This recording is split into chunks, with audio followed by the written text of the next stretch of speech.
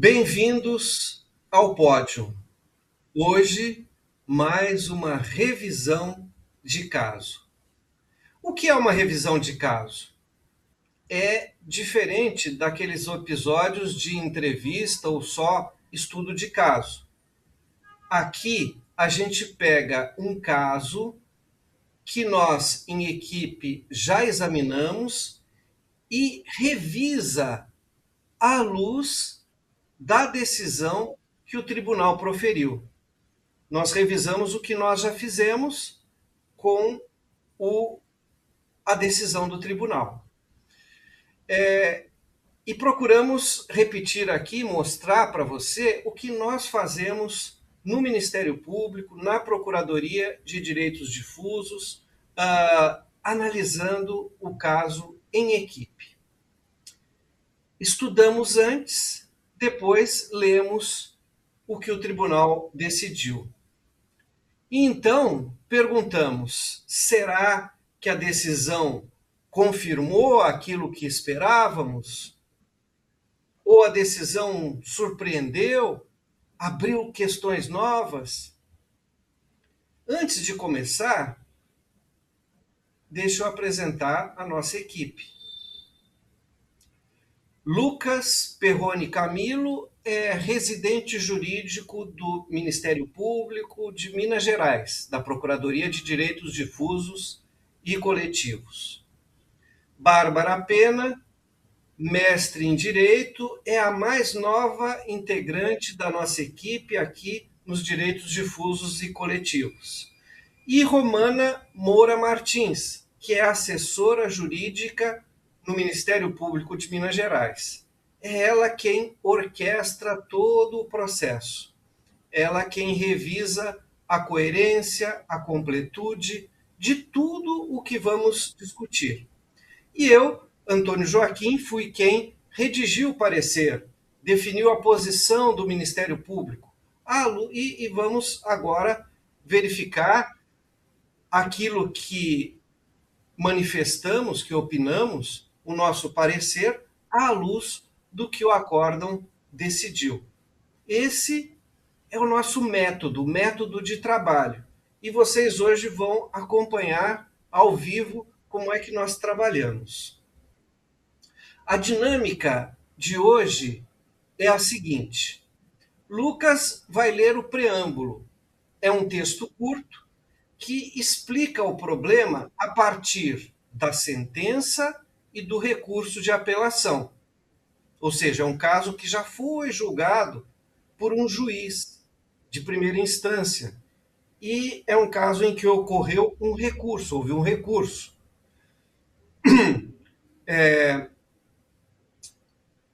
A questão, então, chegou ao tribunal. Depois, uma segunda leitura será feita pela Bárbara. Ela vai ler os fatos do caso. Um texto que foi redigido a partir da análise das provas, do exame das provas. E os fatos é que vão abrir a nossa discussão sobre a análise da prova, o que estava nos autos, o que o relator, o desembargador relator, utilizou, trouxe para o acórdão, e o que poderia ter sido explorado de outra forma, do nosso parecer, no acórdão, enfim.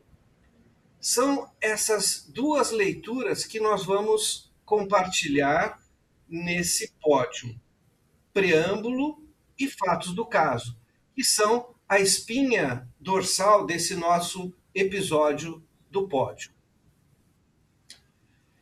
A partir daí, a gente debate, sem roteiro, com a decisão do tribunal, com o parecer em mãos. Então, vamos começar com o preâmbulo. Lucas, pode começar. Preâmbulo.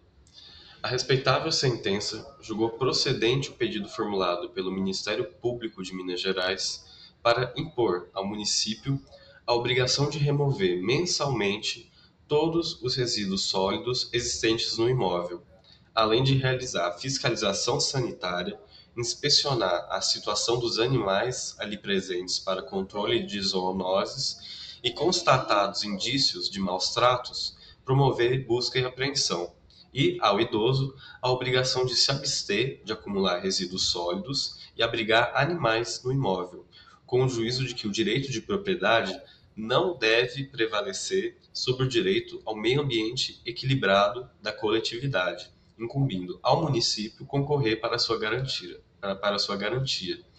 Contrariado com esse resultado, apela ao município.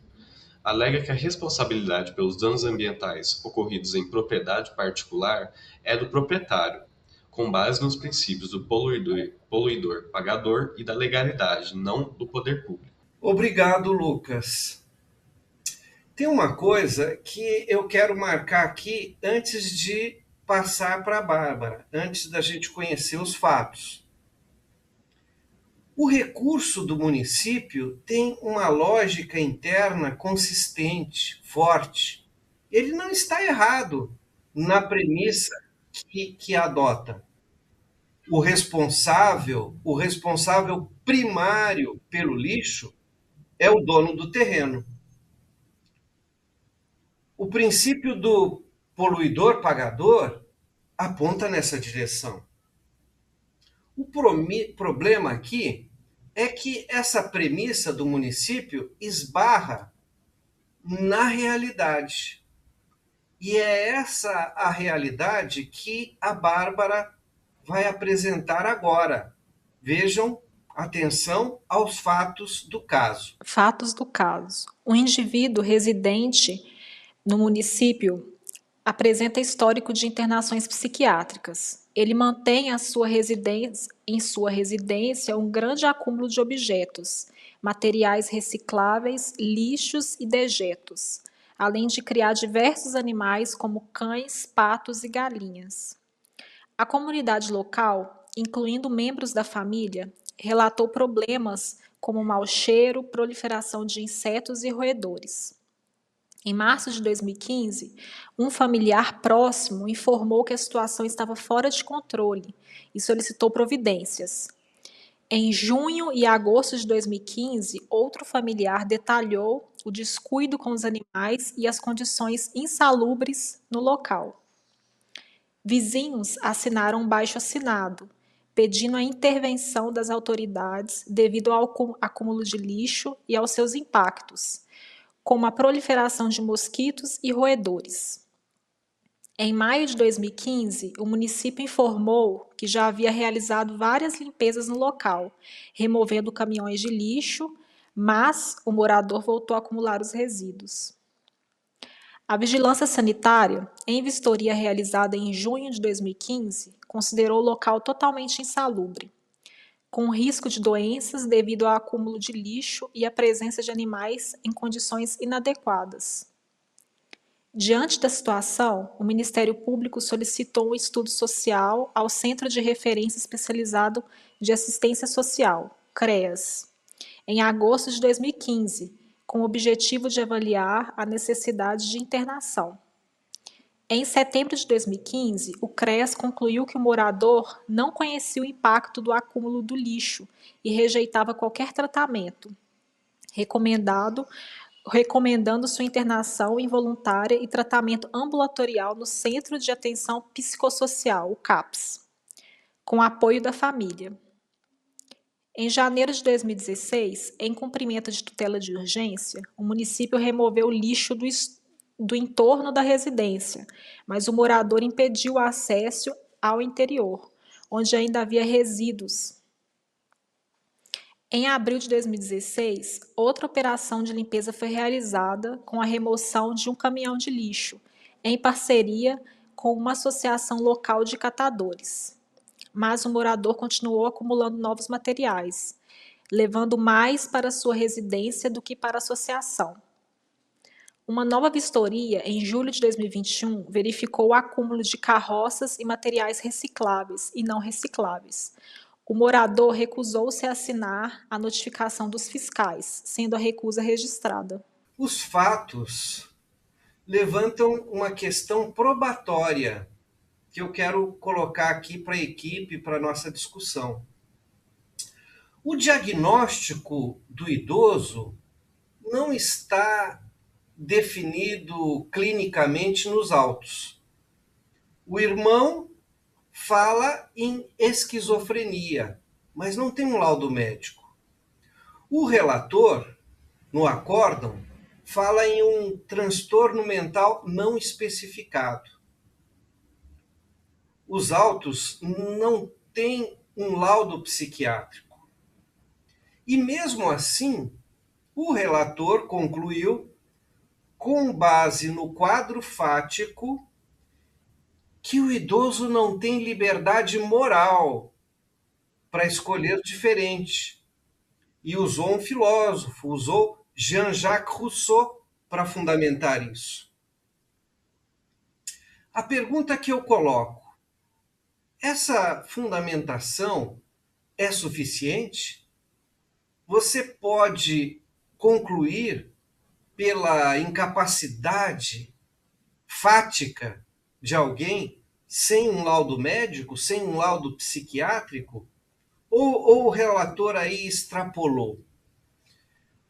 Romana, que teve o primeiro contato lá com esse caso antes ainda do relator, antes ainda do acórdão, né? Foi a primeira pessoa que fez essa leitura. Qual foi a primeira impressão? Como é que você compararia aquela primeira impressão que você teve desse caso com a resposta que veio no acórdão? A conclusão e a solução dada pelo relator, uma solução eficiente para a situação e para o que foi provado. Por quê? A primeira vez que eu analisei esse caso, sem ainda ter a solução definitiva do tribunal, a impressão que eu fiquei foi: a gente tem uma situação de acúmulo e de uma pessoa que não consegue conviver em sociedade conforme o padrão social, de maneira que atinge a própria família e os vizinhos do seu entorno, e ninguém sabe como lidar com isso. Então, nós temos ali uma atuação sistemática desse idoso nessa acumulação de lixos, de dejetos, de animais dentro da casa. E que esse acúmulo acaba gerando consequências para o coletivo. Então, você sai da administração, da autodeterminação do ser humano, de fazer o que bem entende a partir das suas considerações, do seu melhor jeito de levar a vida e decidir sobre si mesmo. E essa autodeterminação esbarra no convívio coletivo. Então, nessa situação, a gente começa em 2015 e de 2015 a 2021, nós temos várias atuações do município adentrando nessa residência, fazendo a coleta, e mesmo assim, após a atuação do município, esse indivíduo volta a agir da mesma forma. Então, não é um ato isolado. A gente não está lidando apenas com uma pessoa que, em alguma situação específica, seja por uma condição de saúde ou né, de saúde física ou mental, que atua dessa forma. Não, nós temos um comportamento, um histórico sistemático de atuação dessa pessoa. Então, todos à volta dele não sabem lidar. E não só não sabem lidar, mas são prejudicados por esse comportamento. Nós temos os próprios familiares reclamando dessa situação. Os próprios familiares são as pessoas que convivem de maneira mais próxima com ele, não concordam, percebem que aquele comportamento é destrutivo, ele é danoso para o próprio indivíduo. Nós temos o entorno, os vizinhos estão sendo atingidos por essa conduta. Então, assim, todas as pessoas em volta dele, todas as pessoas que atuaram, não estão conseguindo resolver o problema. Nós temos as instâncias informais de poder, que são a família, a comunidade, a vizinhança, sendo atingida, tentando agir e não tendo solução. Nós temos o município agindo, o município veio por mais de uma vez, fez a limpeza no imóvel e mesmo assim o comportamento voltou. Então nós temos aqui o quê? A instância formal de poder. O município agindo, atuando para resolver aquele problema. E mesmo assim o problema não se resolve. Então, e agora? Como que a gente resolve esse problema? Nós não temos um diagnóstico efetivo que permite atuar a partir do âmbito da saúde, para tentar internalizar esse indivíduo, a gente não tem, então não dá para atuar a partir desse fronte.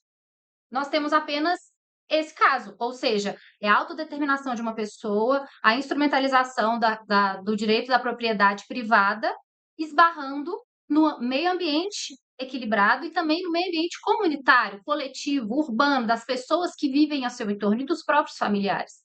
Então, a partir dessa identificação desse problema, realmente, o que fazer? Como resolver essa situação? Então, eu considerei a conclusão do relator muito eficiente e compatível com a situação dos fatos, porque muitas vezes o direito, a solução dada pelo direito, ela não corresponde à realidade dos fatos. E aí, o judiciário não vai agir? Ai, não, a lei não fala para mim como que eu tenho que resolver, então eu não vou resolver. Não. Então, o relator fez o quê? Ele se utilizou de referenciais filosóficos, sociológicos para resolver esse problema. E subsidiou esse entendimento também a partir da lei, porque ele trouxe, inclusive, normas do próprio município que permitem reconhecer a responsabilidade do município para atuar dessa forma. Então, eu achei que foi uma atuação, uma solução coerente, e não só coerente, mas eficaz, eficiente para o problema. Porque, afinal de contas, como a gente sempre conversa aqui no gabinete, o que a gente quer, no fim das contas, é resolver o problema e dar acesso ao bem àquela pessoa que não está tendo condições de acessar o bem na prática. O caso foi resolvido assim, mas não foi unânime, tem um voto vencido, né? E eu gostaria de ouvir o Lucas, porque o Lucas não se conformou muito com essa decisão. Essa questão, né, que a gente levanta aqui, não tem um laudo médico, e ele tem uma preocupação exatamente com cadê a interdição, cadê o CAPS, cadê o serviço de saúde mental desse município. Lucas, como é que você viu isso?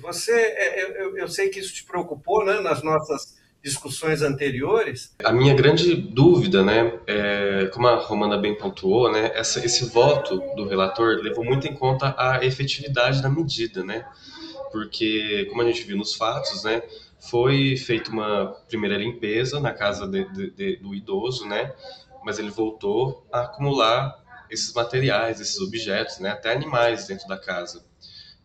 Depois tentaram de novo, não conseguiu, né? Dessa vez com uma associação de catadores de lixo, né?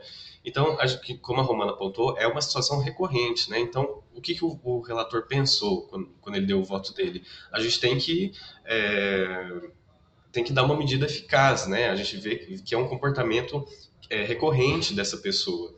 Então ele determinou que mensalmente o município fosse lá na casa dele e fizesse a limpeza da casa, né? De modo até não afetar a vizinhança, né? Porque a casa dele estava afetando já os vizinhos, né? Estava afetando o pessoal que morava ao redor dele, né? Então, pensando também nessa questão da efetividade, a minha grande questão era como que esse idoso ele ia reagir, né? Com mensalmente o pessoal, né, os funcionários da prefeitura indo lá na casa dele. Será que ele vai aceitar isso, né? E aí como que a partir daí o que se faz, né? Será que a internação é o único caminho possível, né? Ou será que meio que, né, entra na casa dele mesmo sem ele querer, né? Tendo em vista esse direito coletivo, né, o meio ambiente equilibrado, né, então essas questões surgiram assim à medida que eu fui lidando com o caso, né, e aí eu até trouxe, né, na nossa reunião, né, porque para mim eu acho que né, nessa toada, né, de se preocupar com a efetividade da medida, a gente também podia refletir sobre isso também, né, e agora, né, como que vai ser daqui para frente, todo mês o município vai lá, vai fazer a limpeza e essa pessoa ela vai concordar, ela vai ajudar ou ela vai se insurgir contra essa medida, né? Bárbara, o acórdão manteve a condenação. Então esse idoso ele foi condenado também a pagar uma multa. Se ele continuar juntando lixo, ele foi condenado a pagar multa. Qual é a sua opinião sobre a ótica dos direitos humanos? Ele é o poluidor, ele é o vilão da história, ou ele é uma vítima? Enfim, como é que você enxerga essa condenação do idoso sob a ótica dos direitos humanos? O que me chamou a atenção nesse acórdão, quando o relator ele falou sobre essa obra de Rousseau, né, que do contrato social, essa ideia de liberdade moral que Rousseau fala, ela abriu uma reflexão muito grande em mim, porque não é só ele que fala disso, né? O Kant também fala sobre essa questão que o indivíduo ele só é realmente livre quando ele consegue controlar os seus impulsos e agir de forma racional. Mas assim, eu fiquei pensando, como que é difícil a gente ser livre, né? Porque atualmente a gente vive numa sociedade onde as pessoas, elas, de modo geral, elas são escravas dos próprios desejos, né? Então, assim, é muito difícil, a gente luta todos os dias contra nós mesmos para quem realmente está disposto a viver dessa forma que Kant e Rousseau falam. Porque eles afirmam categoricamente que quem vive de acordo com as suas próprias vontades pratica um ato totalmente nocivo contra si mesmo e contra a sociedade. Então, nesse caso concreto aí, essa teoria ela foi utilizada para o desembargador, ele usou essa teoria para demonstrar que não faz sentido exigir que alguém cumpra a lei sozinho quando essa pessoa ela não possui condições reais de controlar seu comportamento. Nesse caso, esse senhor, ele demonstrou não possuir essas condições, né?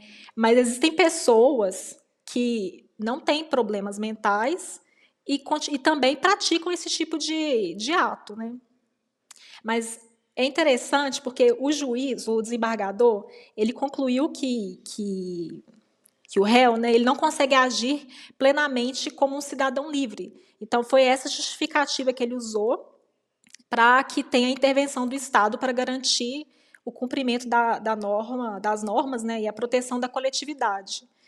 E é interessante, porque olhando para o cenário de direitos humanos, a gente percebe que existe três situações nesse caso onde a gente precisa analisar, porque esse senhor, ele aparentemente, ele se trata de uma pessoa com problemas, então mentais. Então o Estado, ele precisa proteger esse senhor também. Não é só simplesmente multá-lo, até porque se ele não sabe o que ele está fazendo, multá-lo não vai fazer com que ele faça essa reflexão, porque ele realmente precisa de uma intervenção, de um tratamento. É difícil porque talvez seja um caso, né, que a gente faz embargos de declaração por contradição.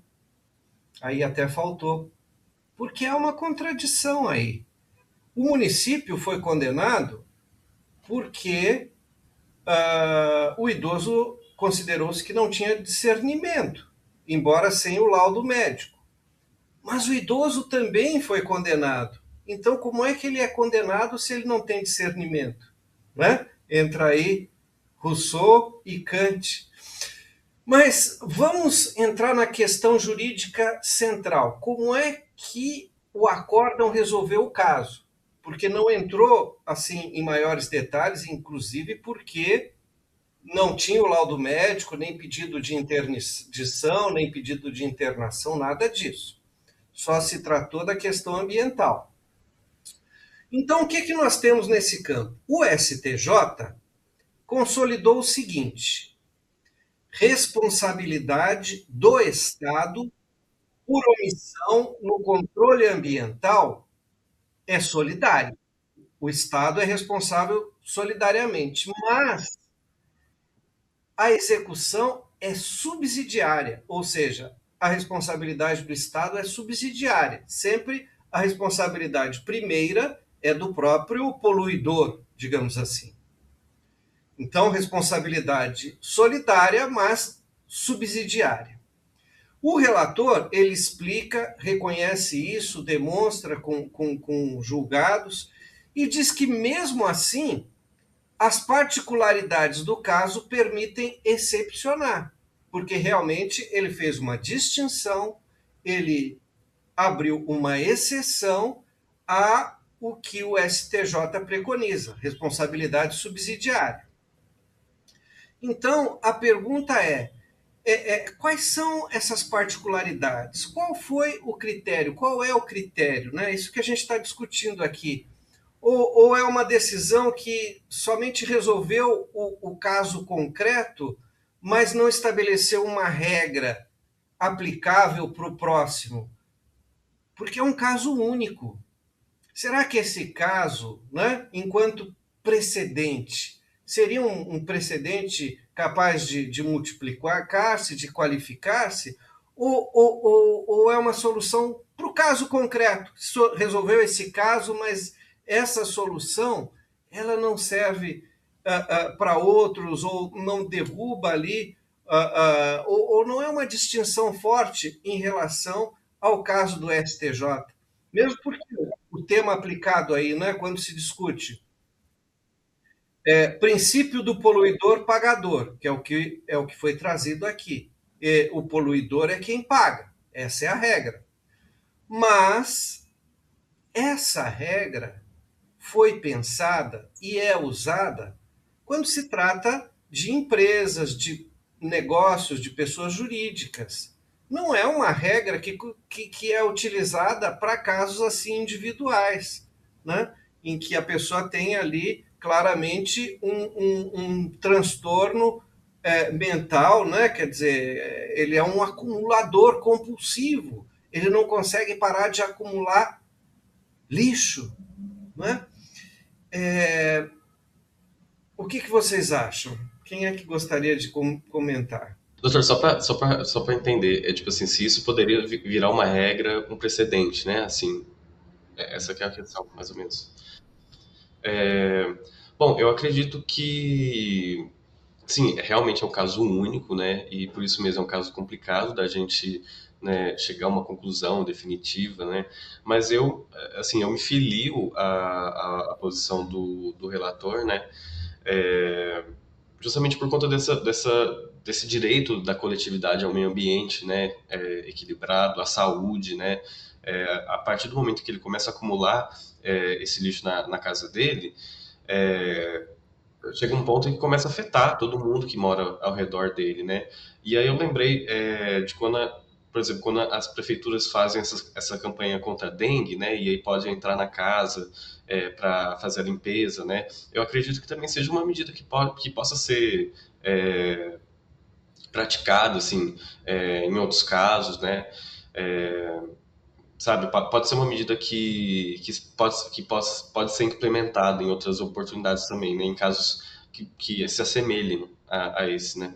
Então, eu acho que nessa situação tem muitas particularidades que eu acho que, num primeiro momento, não seria o caso de estabelecer uma exceção passível de se aplicar automaticamente para outros casos que excepcionam a regra geral. Até mesmo porque, pensando assim, de uma maneira mais abrangente, entendo que essa posição do relator, ela, embora não tenha manifestado de maneira explícita, mas implicitamente ela atendeu à própria atual política antimanicomial que o sistema jurídico brasileiro atualmente busca, que é substituir a internação psiquiátrica pela solução comunitária. Então, ao reconhecer vamos dizer, né, incapacidade moral desse sujeito, é uma forma de nem precisar chegar na discussão mental para resolver o problema. Por quê?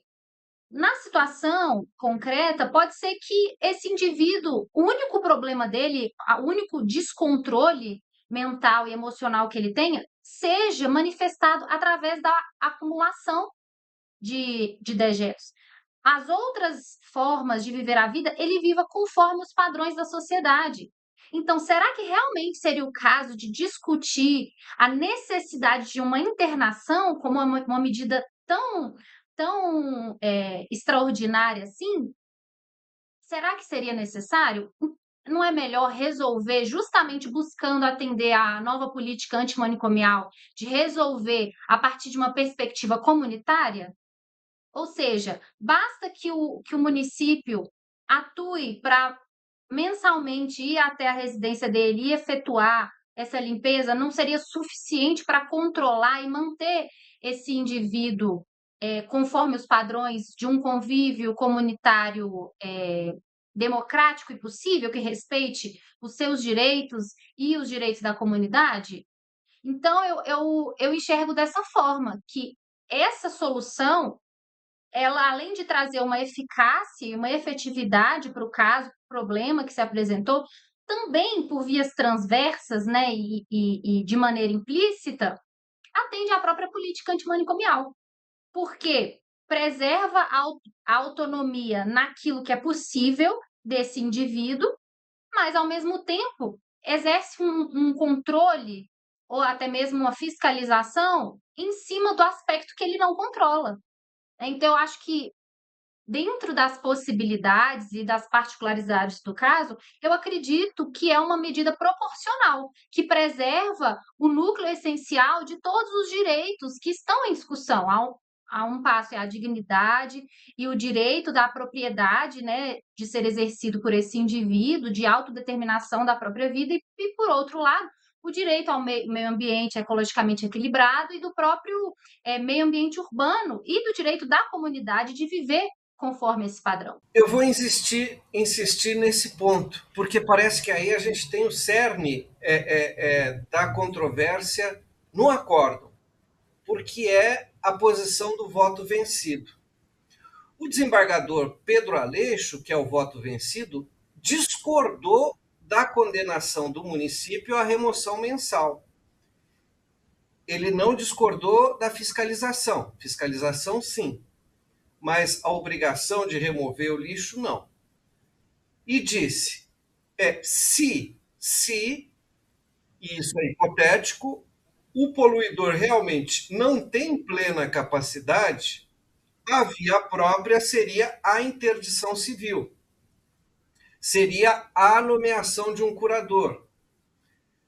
Não se chegou a cogitar de internação, porque realmente a maior parte do atendimento, e a gente tem nos autos que foi tentado um atendimento pelo CAPS, né? Daí a dúvida sobre internação, porque o idoso resistiu, era resistente ao tratamento ambulatorial no CAPS.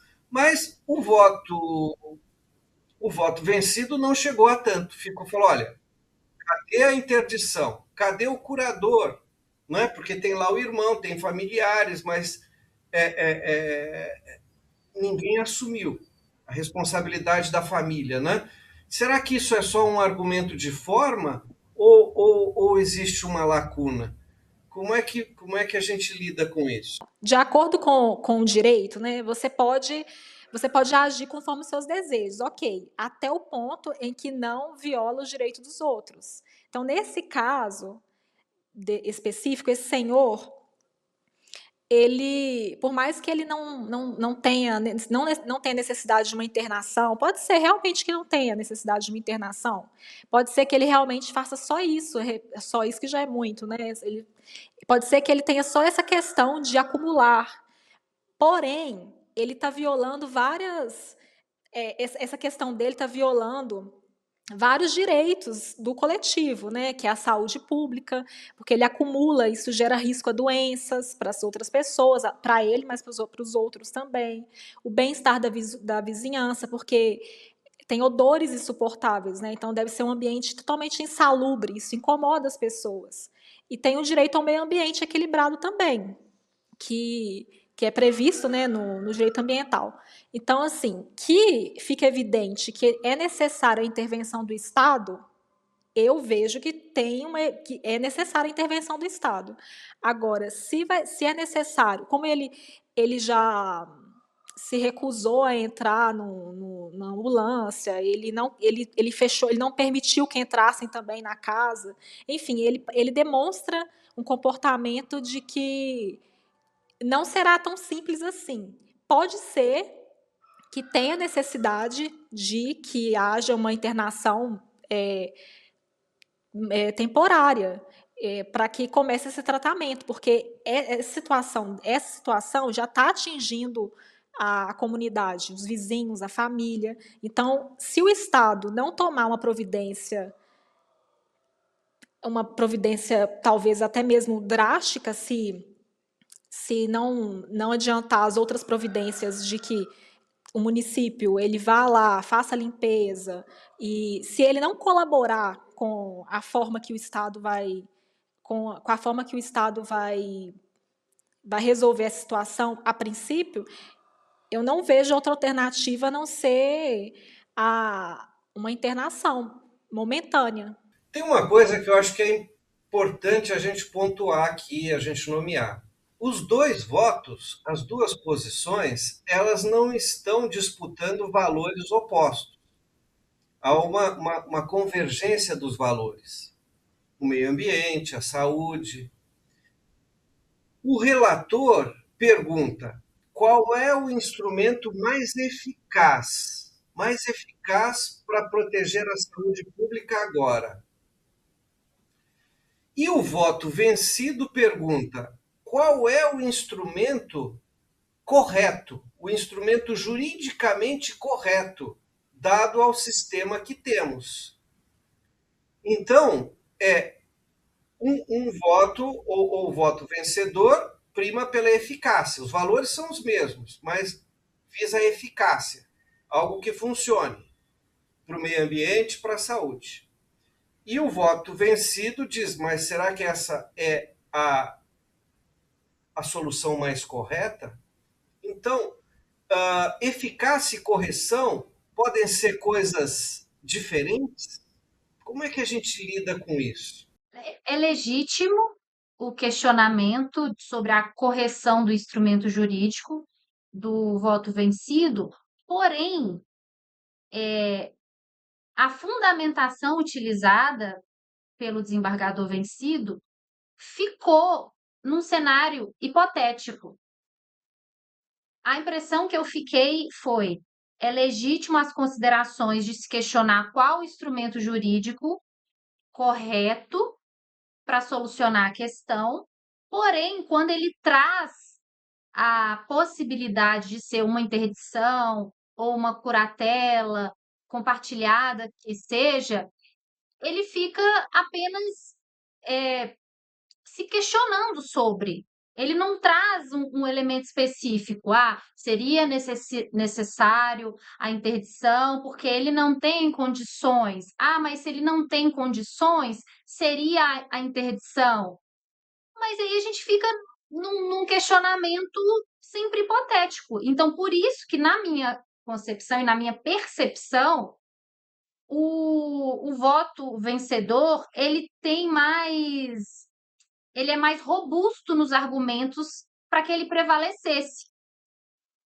Porque ele traz todo o contexto, ele traz as especificidades e fala, inclusive, ao reconhecer essa solução, ele inclusive afasta a necessidade de se discutir a capacidade mental. Ele fala, olha, o que a gente tem no processo é uma pessoa que ainda não teve a sua capacidade mental afastada. Então, a gente tem que trabalhar com o que está provado. O que está provado tem uma discussão ali se essa pessoa tem a capacidade mental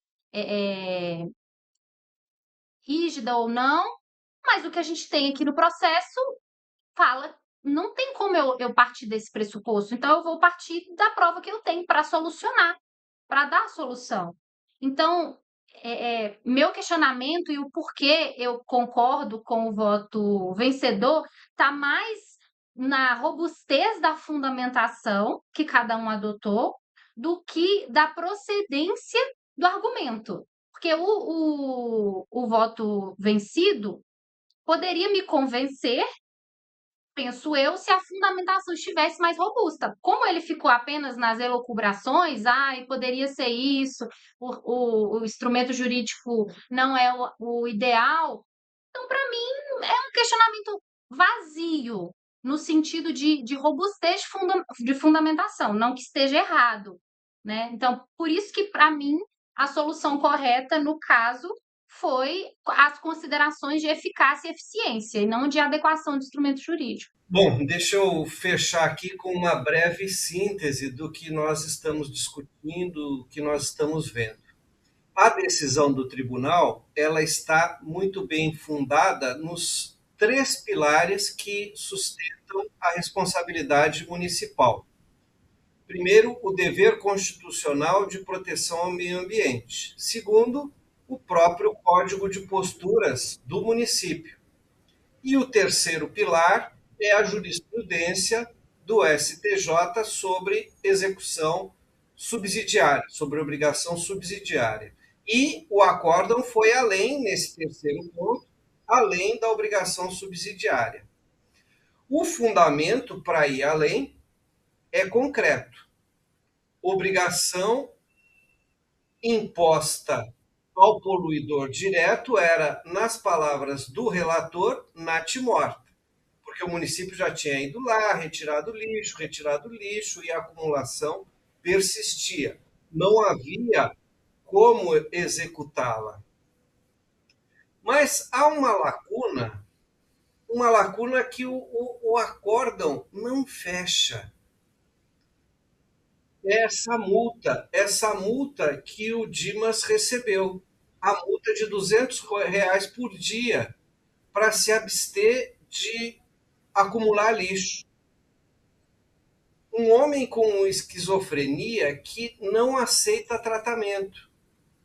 Será que essa multa vai ser executada? Vai produzir efeito?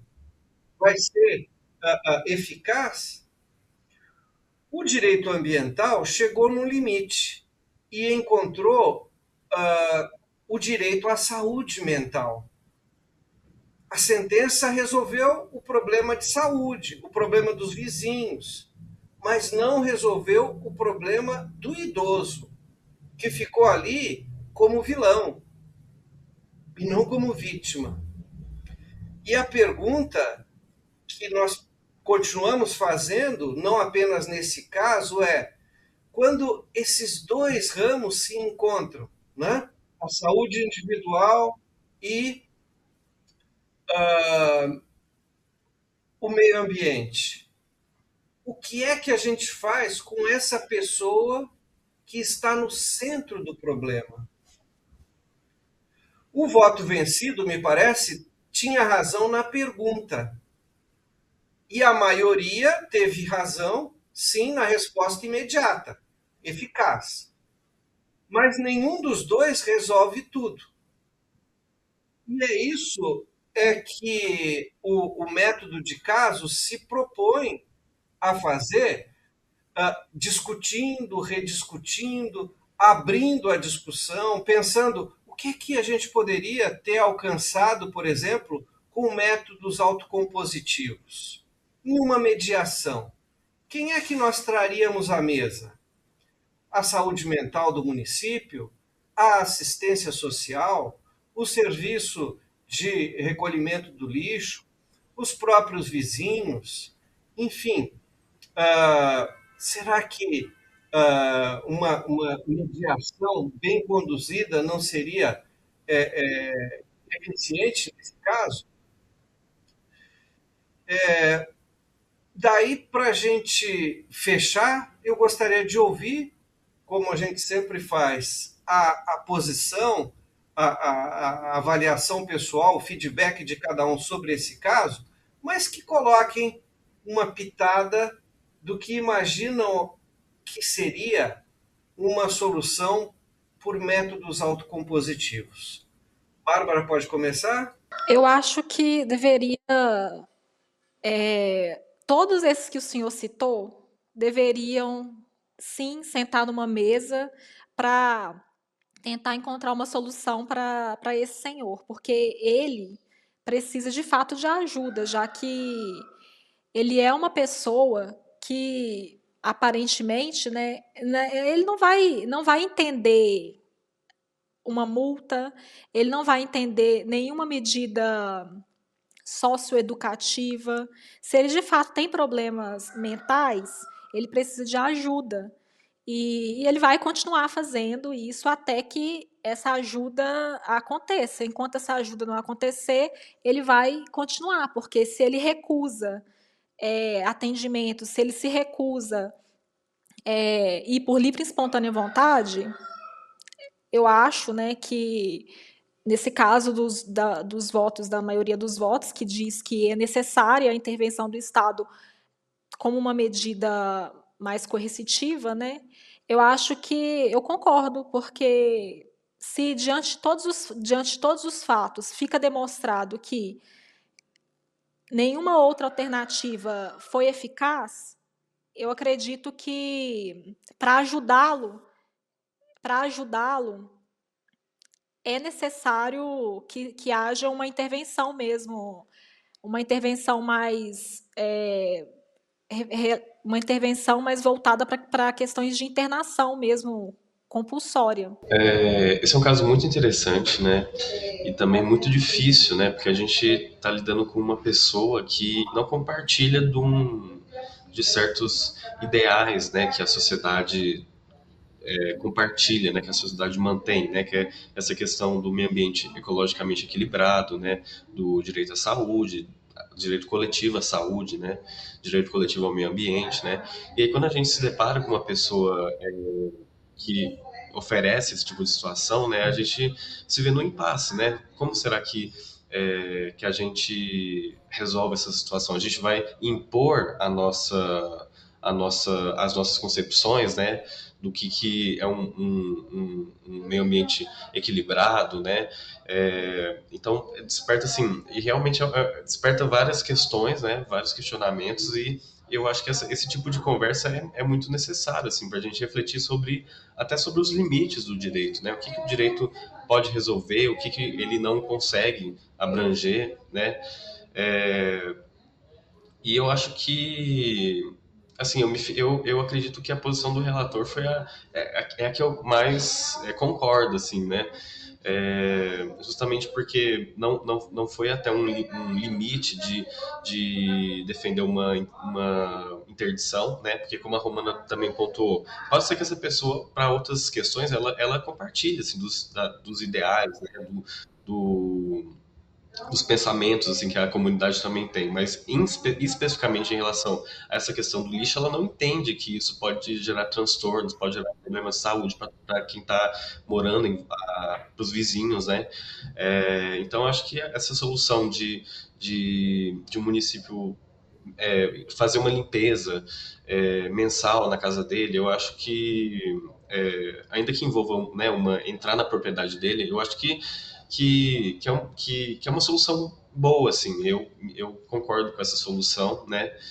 É, então eu acho que essa posição, né, é claro que as questões levantadas pelo outro desembargador, né, que acabou sendo vencido, também são muito relevantes, né? A gente também tem essa questão da onerosidade, será que não está onerando demais o cofre público? Mas a gente, né, na minha concepção, acho que essa questão da saúde coletiva, do meio ambiente coletivo, ela deve ser privilegiada, né? Afinal de contas, não é só esse indivíduo que tá sofrendo com esse acúmulo de materiais, né? É a vizinhança, são os familiares, né? Então a gente tem que ter essa visão também, né? A partir desse questionamento que o senhor trouxe de qual seria, então, a melhor solução consensual para esse caso, me veio na cabeça que o que faltou a partir da solução dada pelo tribunal foi justamente essa solução dialógica, não teve diálogo,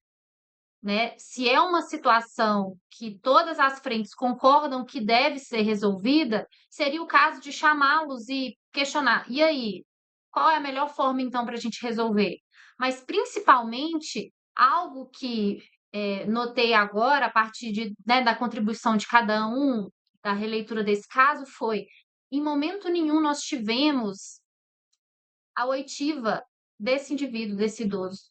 Nós temos a manifestação do município, nós temos a manifestação dos familiares, nós temos a manifestação dos vizinhos que fizeram abaixo-assinado, mas em nenhum momento o indivíduo, que é o principal atingido da medida, foi ouvido. A gente não sabe o que ele pensa da situação, a gente não sabe o porquê ele age dessa forma, ainda que seja o porquê seja além da compreensão, que seja algo que ele não controle, seria interessante ouvi-lo. E a partir dessa, dessa inquirição, né, de permitir que ele se manifeste, poderia ser criada uma solução que fosse mais apropriada para todo mundo, sem precisar, inclusive, de uma posição de multa. Porque quando se pensa numa multa, qual é o objetivo principal da multa? Impedir que aquela pessoa descumpra a determinação. Só que, para a gente impor uma multa, a gente tem que partir do pressuposto que aquela pessoa ela tem a possibilidade de escolha, de pensar, olhar as possibilidades de ação e falar: não, se eu agir dessa forma, eu vou receber uma multa, então é melhor eu não agir. Então, você pressupõe o quê? Um poder de escolha. Se a gente está falando de uma pessoa que insistentemente tem esse tipo de comportamento e que mesmo a partir da atuação de todas as pessoas, ainda assim insiste nesse comportamento, ele não tem escolha. É algo que vai além da possibilidade dele de ter um comportamento. Então, a multa, da mesma forma, ela é ineficaz, porque ela não consegue atingir justamente o objetivo de trazer para a pessoa o questionamento de qual comportamento atuar, porque eu vou ter uma consequência ali financeira. Então, se ele não tem essa possibilidade, a multa não serve de nada. Então, ela não cumpre o seu objetivo principal quando ela foi pensada, né? Quando ela foi ali colocada. Então, eu acho que esse caso poderia ter uma solução mais viável a partir de todas as frentes, né? Inclusive atendendo tanto aquilo que foi priorizado pelo voto vencido quanto pelo voto vencedor, se tivesse essa compreensão dialógica da solução do problema, trazendo todos os envolvidos para uma mesa para conversar e, principalmente, escutar o principal envolvido nessa situação, que é o idoso que está sendo questionado dentro de todo esse problema. É por isso que a gente diz: o conflito é uma conversa que ainda não aconteceu. Esse é o pódium. Obrigado, Romana, Lucas, Bárbara. Em uma perspectiva aí autocompositiva, o caso sugere a necessidade da rede integrada de cuidado, articulando saúde mental, assistência social, vigilância sanitária, justiça. O caso completo está disponível na Casuteca Humane, o acórdão original, o parecer, o glossário e 3 níveis de profundidade para a solução, do iniciante ao avançado. Se você agora tem mais perguntas do que quando começou a conhecer esse caso, ótimo. É isso o que a gente veio fazer. A sabedoria começa na pausa. Até a próxima.